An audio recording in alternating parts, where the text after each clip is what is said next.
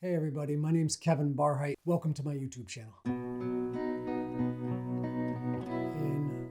2005, my wife, my two sons, we moved from Brooklyn up to Schenectady, New York, which happens to be where I was born and also where I was adopted. When we moved up here, it was a real kickoff for me to start searching for my birth mother. I was in my 40s and I was adopted at birth and I didn't know who she was.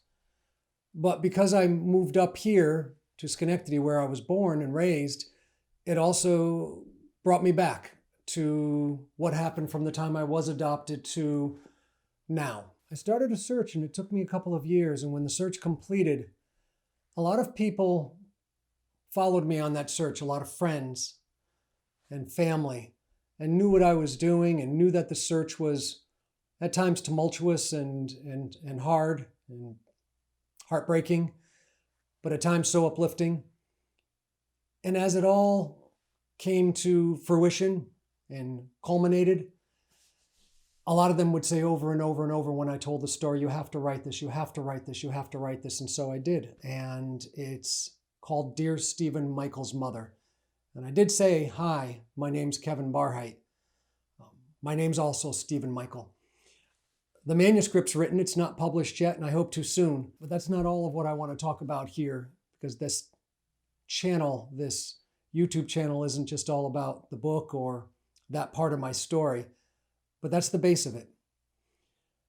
There are some things that I do want to focus on when we're meeting like this, and I hope it is a meeting, but there's going to be really three, I would say, playlists or silos of what I'll most likely be talking about.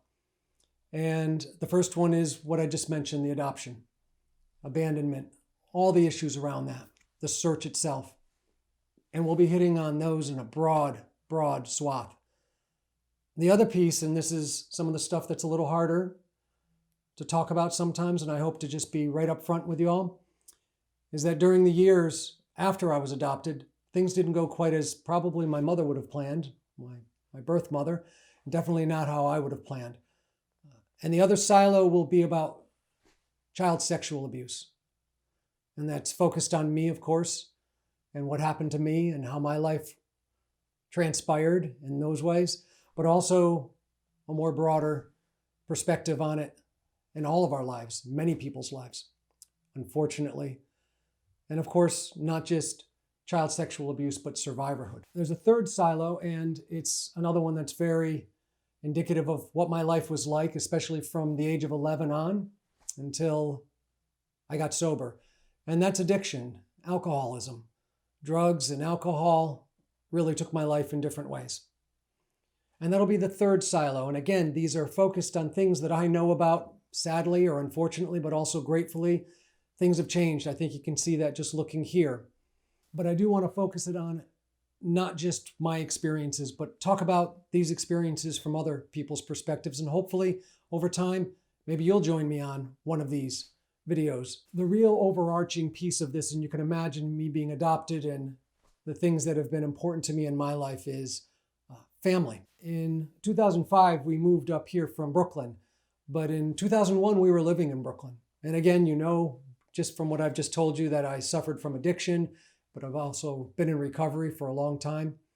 And at that point, I was in recovery, but I was struggling. I was struggling not with using drugs and alcohol, but with not really focusing on my own recovery and my own sobriety. And right around 2001, I was working for the largest music company in the world. I had a corner office. Things were going real well. Wife, 2 kids, beautiful apartment in Prospect Heights, Brooklyn. Everything looked good on the outside. It wasn't going well on the inside. And I got fired from that job. I got told on June 27th, which is my birthday, that my last day of work would be July 2nd, which was my son's birthday, which was also 3 days before we were leaving to go to Japan to visit my wife's family on a 3-week trip. And that's how I launched that trip. And when I was there, I did a lot of thinking. And one of the things that really came to me as we were traveling by boat to one of my favorite islands in the whole world, which is called Ushibuka. We were sitting, waiting for the boat to come in, as I always say, sitting on the dock of the bay. And I was looking out at the waves, and I was looking out at the mountains and the little islands. And it was like a voice really spoke to me, and it was just something that was so loud and clear in my head. Family is family. Nothing else is family. Family is family. That's my mantra. That's been my focus. That's been what has driven me and sustained me. And you can probably understand that in many ways because of my adoption and the struggles that I've had. And I want to talk more about that as we go along. That's the overriding emphasis of this channel. Family is family.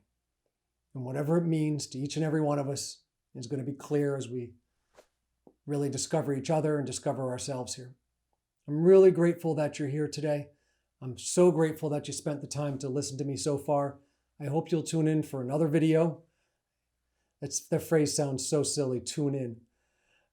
But that shows you my age. So I hope you'll come and see more of the videos and take part.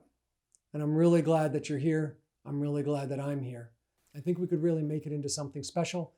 I just want to be here with you, and I really want you to be here with me. Thanks. We'll see you soon. Take care.